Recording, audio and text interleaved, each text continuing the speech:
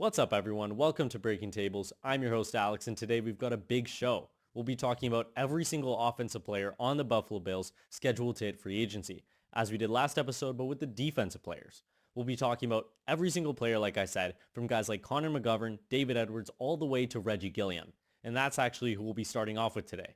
Reggie Gilliam, the fullback, a fan favorite, one of my favorite players. He spent 6 seasons with the Buffalo Bills, signed as an undrafted free agent out of Toledo, and he's coming off of a career high in total tackles, truly a special teams ace, 76% snap share on special teams, 20% on offense, still extremely useful on offense, but his true forte is special teams.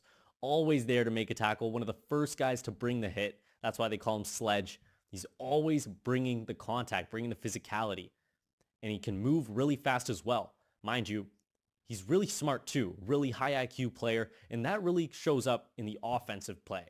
And especially in Joe Brady's high power running offense, he's really able to create those holes for James Cook to get those long runs. And a guy like Reggie Gilliam is only getting paid $2 million at the moment. And with that contract up, I really hope Brandon Beane in the front office can retain him.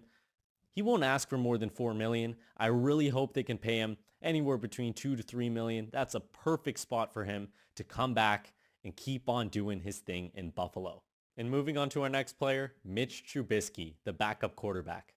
Former second overall pick by the Chicago Bears. Things didn't really work out with Chicago or Pittsburgh, but they have in Buffalo. He kind of found his spot as the backup quarterback behind Josh Allen, built great relationships across the board with the team, and I just want to talk about quickly his elite performance. Week 18 against the Jets, 35-8, big win, 22 of 29 for 259 yards and 4 touchdowns. Elite. That is the second overall pick right there. Josh Allen, who? I'm just joking. I'm just joking. With such a saturated quarterback market this free agency, you got guys like Kirk Cousins, who was just released, Daniel Jones, Aaron Rodgers, and even Malik Willis. It doesn't really look like Trubisky will have any demand. It doesn't look like any team's going to want to give Trubisky a shot at starting. You know, we've already seen him under center for 2 different teams now. Doesn't look like he's cut out for it. So I think he knows that now. I think he knows his spot is in Buffalo as the backup. And I'd love for him to come back under a good deal. You know, he won't be asking for too much. He made just a little north of $2 million with the Bills. Anywhere between $2 to $3 million. Re-signing for a 1-year deal is exactly what you want as a Bills fan. You have your backup quarterback position secured. You know who the guy is. There's no uncertainties. And you get a little bit of a masterclass in Week 18 every year. It's always nice. All right, now let's talk about some key players along the offensive line. But before that, I got to give you guys some context. Josh Allen finished the year with 25 passing touchdowns, the fewest passing touchdowns and passing yards since 2019. Also, he was sacked 40 times. That's 26 times more than he was last season. Not very good, especially when you have your left guard and your center both hitting free agency or scheduled to hit free agency. I think there's got to be some sort of change. Maybe not a drastic change, but at least one of the guys between Connor McGovern and David Edwards has to go. And it's pretty telling that it's going to go that way. When you have Alec Anderson getting re-signed to a $3 million deal, rather than the Bills just tendering him as a restricted free agent, it kind of shows that maybe they have some plans for him, especially when he's so flexible and he always would fill in and play at a high level when he needed to whenever a guy would go down in the interior of the offensive line. He could also play some tackle, but really he's best at center and guard. Okay, now that we got that out the way, let's talk about Connor McGovern. The center signed 3 years ago by the Buffalo Bills from the Cowboys, played guard, and then slid into center when Mitch Morse left the Bills 1 year in. So for 2 years, he's played center for the Bills and has allowed 0 sacks. This year, he only allowed 18 pressures as well and played every game other than Week 18 where no starter played. And man, he's just been amazing. If I'm looking at which guy to let go without spoiling things about David Edwards, I am keeping Connor McGovern. He is so solid, plays both guard and center, and he's just really good for the team as well. He's known for hosting these pizza parties, bringing the team and all the guys together. That's exactly what you want your center to do. And I know, the market has completely shattered when it comes to interior offensive linemen. Connor McGovern right now is supposed to have a 16.4 market value according to SpotTrack. I mean, that's fair. I would say 12 to 17. It's a wide range, but really it could go anywhere. I mean, he signed to Buffalo for 7.5 when he came from Dallas. Who's to say he doesn't settle for 12 or 13? Guarantee most of it, and you can get him for a cheaper price. I think 2 years, 28 million, that would be 14 a year. That's ideal. That would be the perfect price to bring back your center and have a steady O-line while maybe bringing in a guy like Alec Anderson into left guard, saving you some money as well.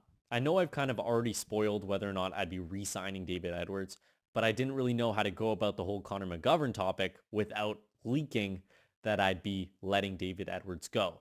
Nonetheless, let's talk about it. He first signed to the Bills from the Rams and was a backup left guard behind McGovern, and when McGovern slid into center, David Edwards stepped up and started for 2 years. Played every single game other than the Week 18s, which is impeccable. Great durability from an offensive lineman.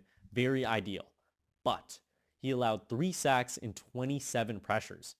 Compare that to Connor McGovern's 0 sacks over the last 2 seasons. You kind of know which guy's on the way out. But weirdly, SpotTrack has David Edwards as $19.9 million a year for his market value. Doesn't really make much sense to me. We'll really see if he makes that. I hope he does with another team, but I think his value is more around $10 to $15 million. And even if you can bring him in for $6 million, $7 million, I don't think he's worth it. Not when you brought Anderson in, and not when you have draft picks to go spend on younger players that you want to groom and eventually get them into those starting roles. So when you look at a guy like David Edwards, who's aging, he's probably past his best form. It's best to let him go and let him pursue a bag elsewhere. And for the last offensive lineman in this video, it's Ryan Demark, the swing tackle.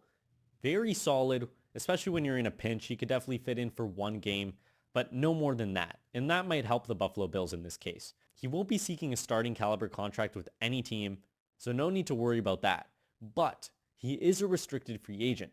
That means you either have to tender him, likely the right of refusal tender, which was $2.9 million last year, or you can wait till March 13th, signaling the league new year where he becomes an unrestricted free agent and any team can go sign him.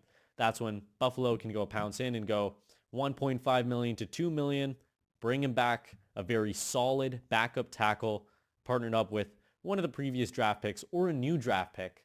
I'd love to see them go after maybe a tackle in the mid rounds, maybe around 4 or 5, get someone that can hopefully replace Demark in the coming years.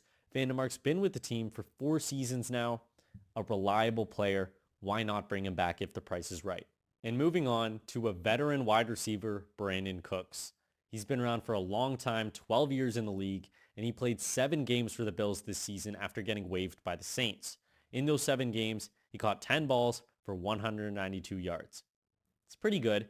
There were a couple miscues on those deep balls between him and Josh Allen, but they finally connected in that Denver game, and he just let up the ball.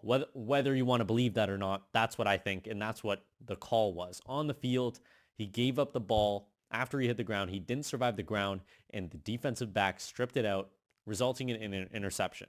Whether you want to believe that or not, whichever side you want to take, I respect if you believe it's a catch. There's an argument to be made. Nonetheless, he's a veteran receiver that's been to the Super Bowl twice. Lost both. It's kind of a Bills thing to do, but anyway, I think that Brandin Cooks is one of those guys where you don't need to sign him immediately.